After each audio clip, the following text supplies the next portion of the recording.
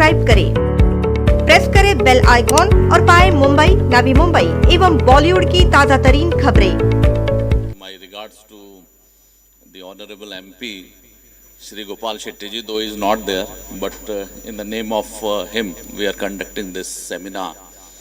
And my other colleagues from the department, Mr. Jagdish Babu, Mrs. Suchismita Pillai, Mr. Manthan, other dignitaries on the dais, particularly Mr. Vikramjit Singh and others.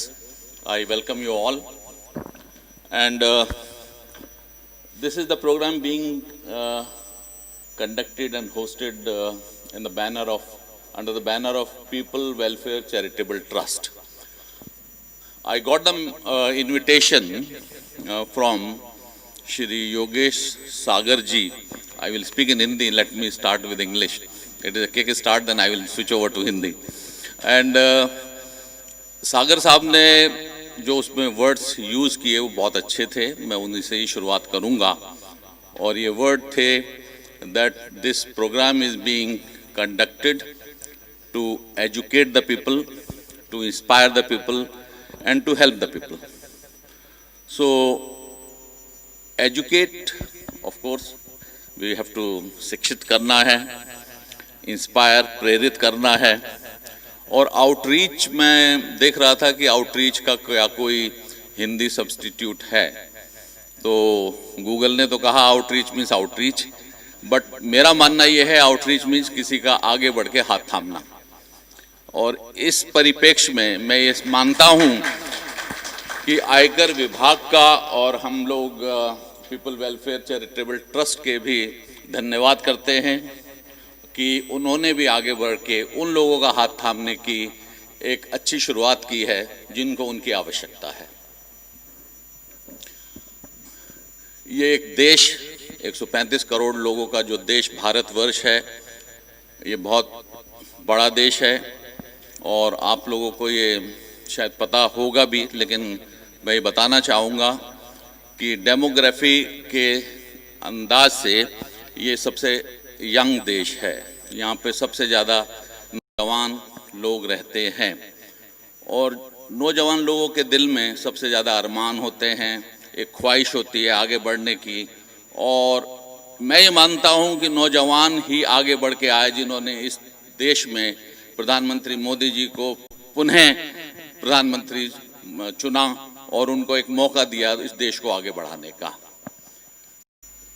ये माना जाता है कि देश के border पे जो लोग बैठे हुए हैं वो देश की रक्षा करते हैं और मुझे उन लोगों पे नाज है और मैं सम्मान के साथ अपना सर उनके आगे झुकाता हूँ कि उनके बगैर हमारा देश सुरक्षित नहीं रह सकता है। और उनकी जो कुर्बानियाँ हैं वो हम सब लोगों को याद रखनी चाहिए, भूलना नहीं चाहिए। लेकिन इसके साथ साथ ये भी आप लोगों को जानना चाहिए कि सुरक्षा के अतिरिक्त भारतवर्ष को वित्तीय रूप से आगे बढ़ना है, उसको एक स्ट्रॉन्ग राष्ट्र के रूप में आगे ले जाना है। अगर ये करना है तो आप लोगों को ये जानना जरूरी है कि बगैर टैक्स के राष्ट्र स्ट्रॉन्ग नहीं हो सकता है। और जैसा कहते हैं कि बूंद बूंद करके सागर भरता है, इसी तरह पाई पाई करके राष्ट्र में टैक्स कलेक्ट होता है। चाणक्य ने कहा है कि टैक्स को इस तरह से कलेक्ट करो, अर्थशास्त्र में लिखा है कि फूल से जिस तरह से भौरे मधुमक्खियाँ उसमें से शहद को निकालती हैं लेकिन फूल सुरक्षित रहता है, उसी तरीके से एक इनकम टैक्स के अधिकारी को भी टैक्स इसी प्रकार से कलेक्ट करना चाहिए और मैं इस बात का बहुत समर्थक हूँ। अब ये बात, अब मैं उस पर आता हूँ कि भाई टैक्स ये किन लोगों को आवश्यकता है, और इस पे गोपाल शेट्टी साहब पहले ही बहुत कुछ प्रकाश डाल चुके हैं। और ये बात सही है कि करदाता जो ये टैक्स रिटर्न फाइल करेंगे, इसका पर्पस उनको मेन स्ट्रीम में लाना है और आने वाले सालों में ये देखना है कि एक रिक्शे वाला भी टैक्सी चला सके। ये एक बहुत बड़ी बात है।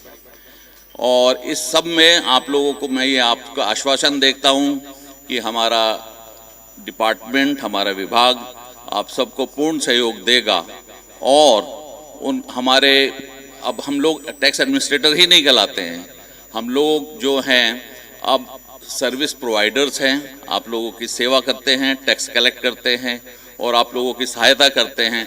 और इस बात पे मुझे खुशी है कि चार्टर्ड अकाउंटेंट्स भी सामने आके आगे आके हम लोगों से कंधा मिला के हम लोगों की सहायता करना चाह रहे हैं और देश को आगे बढ़ाना चाह रहे हैं।